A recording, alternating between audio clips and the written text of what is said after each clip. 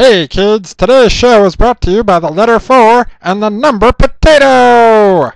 I'm a stupid private.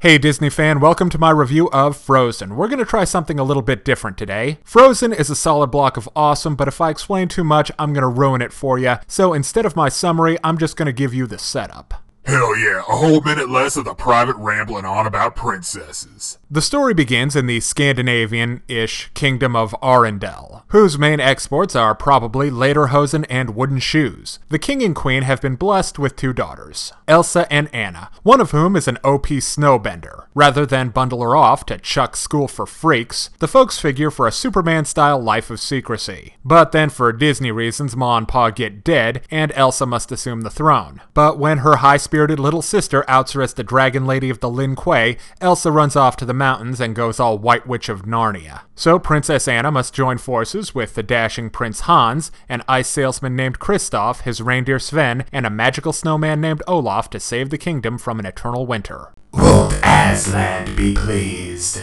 Frozen is a damn good movie. The central plot revolves around whether or not Anna can help her sister out of a self-imposed isolation in her own personal fortress of solitude. This is a great focus for the movie. Elsa's fear of hurting others with her icy powers are 100% rational, as is her desire to protect her little sister. It's moving and sad to see how to protect Anna, Elsa keeps her at an emotional and physical distance. The girls don't have a lot of scenes together, but the ones they do share really sell that they care about each other. The supporting characters are great as well. Prince Hans is a class act, a perfect gentleman right up until the end. Kristoff the Ice Seller is a great unconventional hero with the right combination of skills and sensibilities to be an unlikely fellow to go on an epic quest to save the day, but completely believable when he does. The comedy relief is great as well, with the comedy duo of Sven the reindeer and Olaf the magic snowman. Sven isn't one of those tiresome talking animal side characters, but he's expressive enough to pack in plenty of personality in spite of that. And Olaf's a great comic relief sidekick. His greatest ambition is to see summertime, but he hasn't really thought of all the implications that would have for a snowman,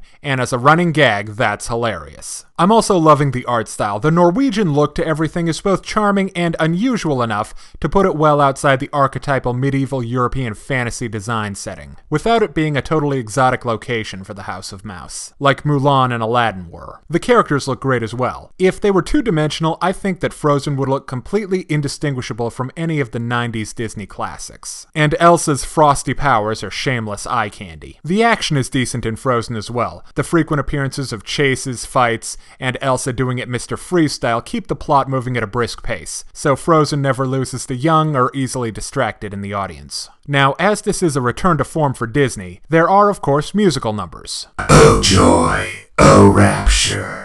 Oh, shut up, you joyless ball of wires. This is one of the few things that disappointed me about Frozen. The songs are good and well placed, modern enough to make the movie feel hip, but not enough that it'll date the film. But there's no really great songs in Frozen. There's not even a real villain song like Be Prepared or Poor Unfortunate Souls. The thing that impresses me most about Frozen is how fresh it is, while still being classic. It completely deconstructs every last one of the things that everybody's been complaining about for the last decade in regard to Disney films. And it's self-aware enough to poke fun at the genre tropes that Disney themselves invented, without coming off as condescending, or a parody, or an attack piece. And it didn't need to go all grimdark to get there. Now let's break down the good and the bad in Frozen. On the good side, the two main girls are strong, charismatic, and if you're not rooting for this crazy bunch of kids by the end, I'll be surprised. The art is pretty, the comedy is consistent and consistently funny, and the action and the superpowers are cool.